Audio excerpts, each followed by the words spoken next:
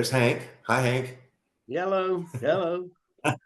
Hello. I don't know why you're back. Maybe they're giving you a second round. I thought I was Dr. so much Smiley fun was. the first time they wanted me to do another show. I doubt it. There's somebody doing something with some levers up there. You were great though.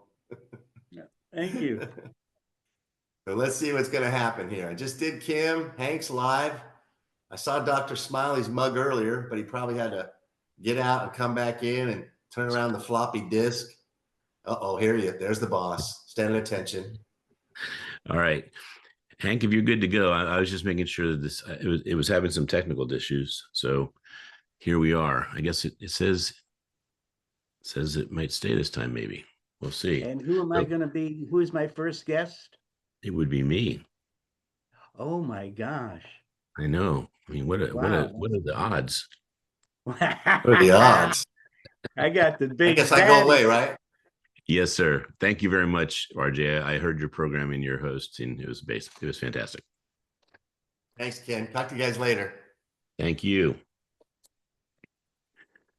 All right, Hank, how are you? Hey, Hank with Dr. Smiley, the man himself. And this is wow, I just have to compliment you on the number of hours you put into this so unselfishly.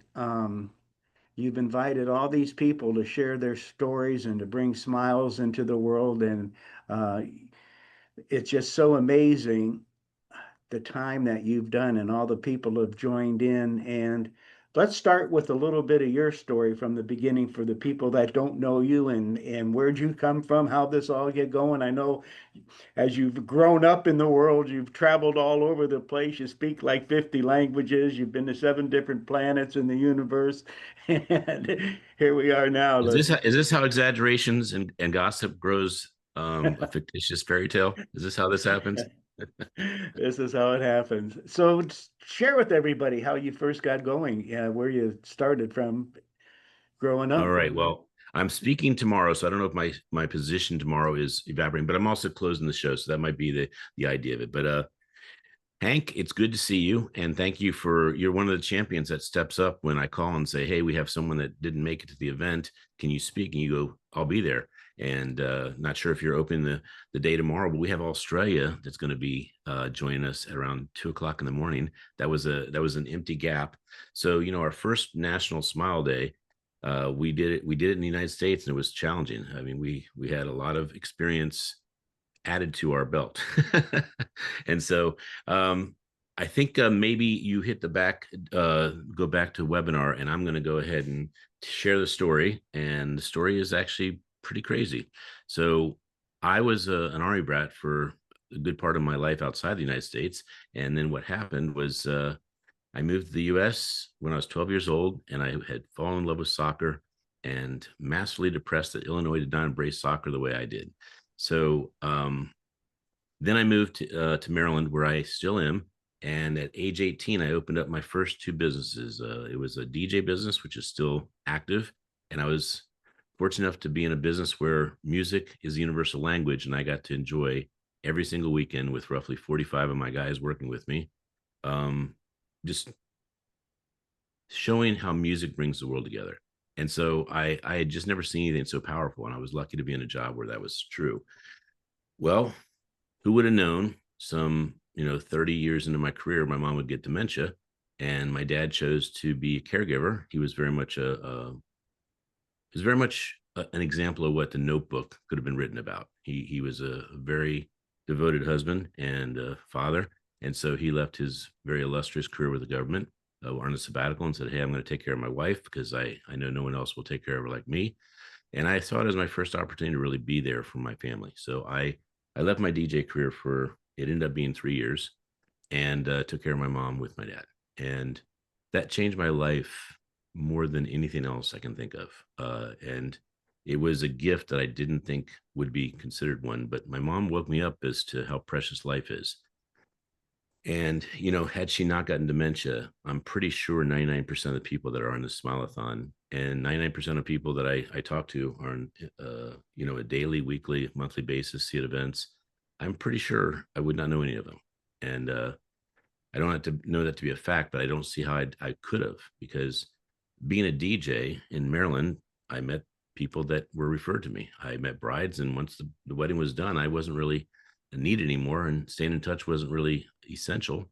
And we were doing so well as a DJ company. I'll just say we didn't even keep track of a CRM, marketing, or anything. It was word of mouth was, if you want the best company, go see Absolute Entertainment. So when my mom was in her final days, I got really spiritual. I mean, I'd been getting more and more spiritual over the 3-year period, but at the end, I just said to God, what do you want me to do with my life? And the answer I kept getting was amplify.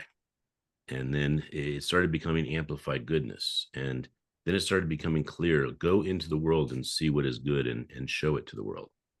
And I was clear that this lit me up. I mean, it wasn't like I didn't have enough information, but I also didn't need more information. I thought this is a beautiful purpose, to actually see either humanity or leaders or good things happening, and be able to show my mom that I got her message, which was look for the good in the world, look for the good in people, and you'll see the good. So it was a little higher level, I think. So the day she was dying, I said to her, I've been talking for 30 some years about doing a book, and this year I'm going to do it. I'll do it within 1 year of your passing. And even though my mom couldn't understand anything I was saying, she was completely oblivious of not only the English language, but she could barely function. So the sad part about dementia and Alzheimer's is that it goes back to the basics of what your brain can even operate and think on, and what you end up having as your final motor skills are given up, which no one thinks about swallowing or breathing, but that's basically done with unconditional motor skills that are run by the brain. And so when she passed, I made that commitment to her, and I was very, very firm that this was something that I wanted to live. And so within days, I bought some cameras. I'd already been to over 100 countries, and I said, you know what? I don't think the world knows how beautiful it is, and I don't know a lot of people that have seen what I've seen. I want people to see that there is a choice. There's a chance to step into doing big and powerful things. And Gandhi was always a very, very big influence in my life. Da Vinci was a very big influence in my life. And both of them showed me what you could do with the journey of a lifetime. And I thought, that's powerful. And even though I was a lot older, don't think I really had made a difference, I said, I'm going to step into that. And, you hear about people like Colonel Sanders, who started so late in his life. I said, you know what? Let's do it. And what's crazy, Hank, is that I hadn't even had my son yet. So I 5 years later, I had my son. About 2 years after that, I met Barry Shore, and he handed me a modified version of this. This is the Keep Smiling Y'all. This is actually the 49th language, thanks to Dr. Smile, who's my sister. And he handed me a smile card, and it was as if Barry Shore had handed me a card through almost the Holy Ghost, I'd say, and saying, your mom is here. Your mom is watching. Your mom exists. And I got the card, and it was a moment that I describe. It might sound humorous, but it is, it's fun to think of it this way.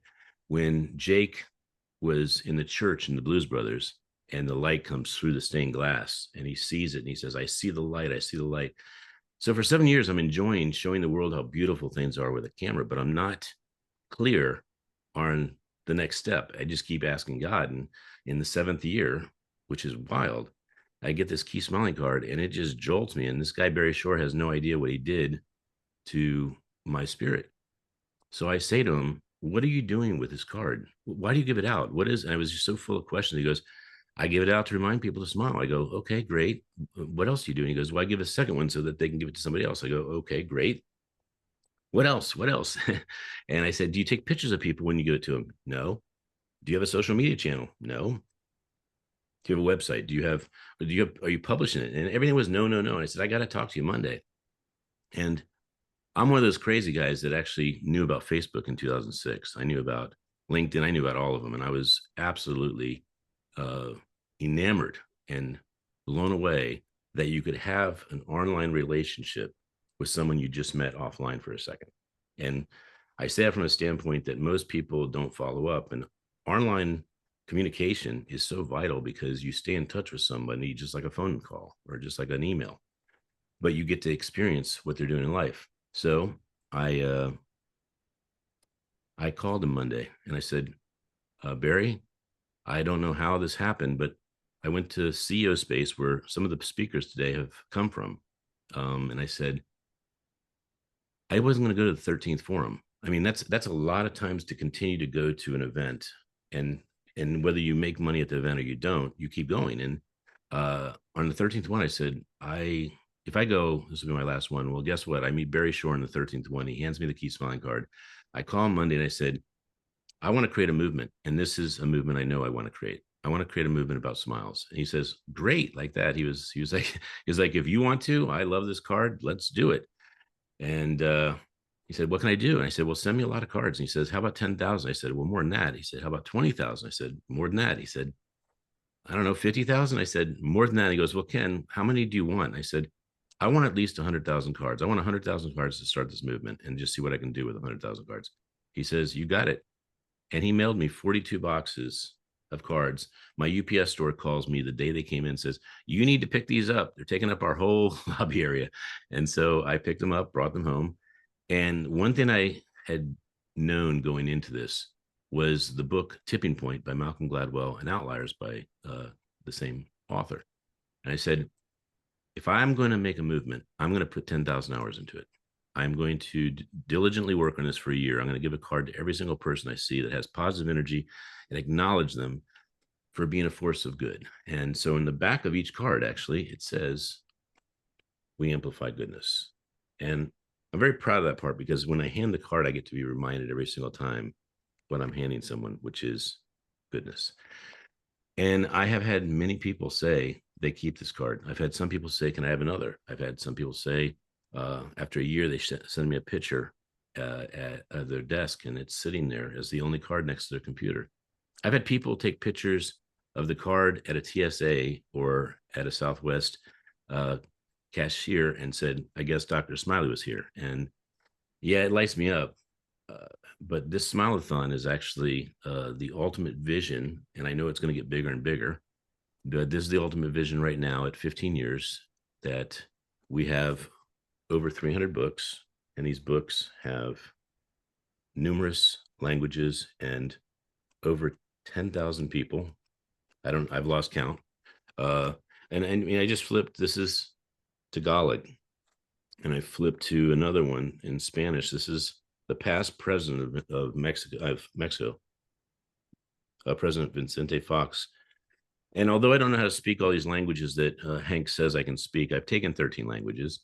I know that languages, whether they're the language of Texas or they're Jamaican Keep Smiling Man, I know that it lights people up and that lights me back up. And I think the most amazing part of this journey called the Smile Movement or Dr. Smiley is that I get to be part of someone's better part of their day. And I've never taken a bad picture of someone with a smile card. I say to someone like Hank, I say, Hank, think gratitude.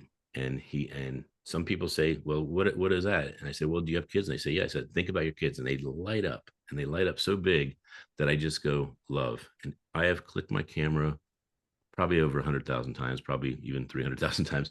And I never don't click for a Keep Smiling card without saying love. And I got so used to it, I say love every time I even click the camera for a non-Keep Smiling card.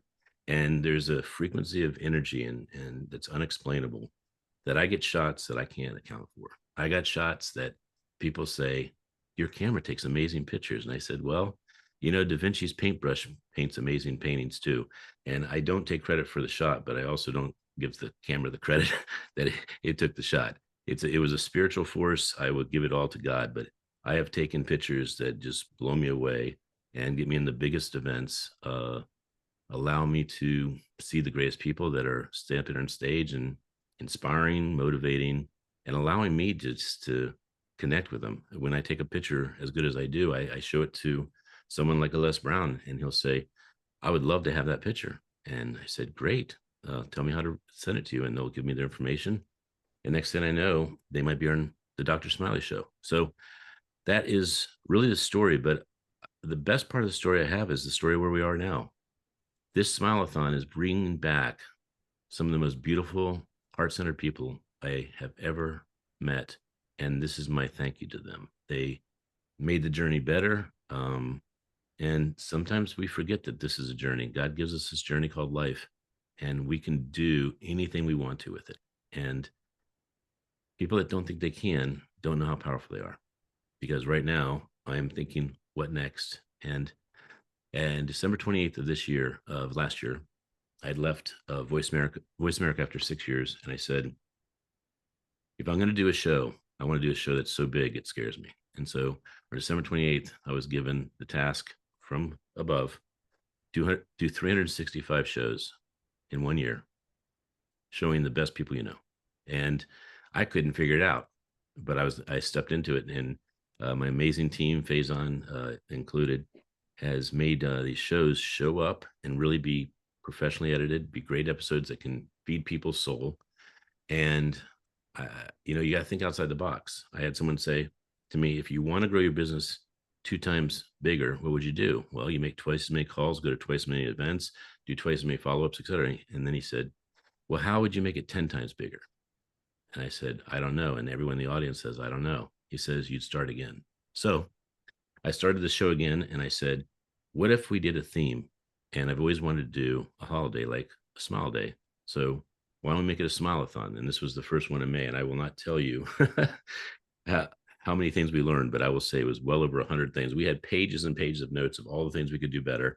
All of us walked away from it saying, wow, that was powerful, and we can do better. So this is the 5th event. It's the event that I think is creating some degree of harmony. Our team is happy. We are excited. We're leaving this juiced. And so I came in here right now because the team let me know that we are 10 minutes ahead, and now we're back on time. So thank you for all the shout outs I've heard, and just thank the people that have nominated you, because half the people that are on the Smile-A-Thon, they were nominated by somebody that they have a beautiful heart and they're leading to make a positive difference. Dr. Smiley. Wow, what a story. I mean, and I'm just so flattered that I've got to be a part of it and to get to share some time with everybody here and to meet all these new people and listen to their stories. But Dr. Smiley, you have lit up the world with your all your smiley faces, and I've been around you, I've been at events with you, and all you're doing is running around taking pictures and clicking that camera and getting people to smile, and it definitely lightens up and illuminates the area that we're in when you're doing that. And just keep the faith, brother. Well, I'll finish by saying you and all the authors deserve to have impact. And when I do your book, I actually use the exact same thing that this says: amplify the goodness of that book and that message, that person. So it's technically marketing.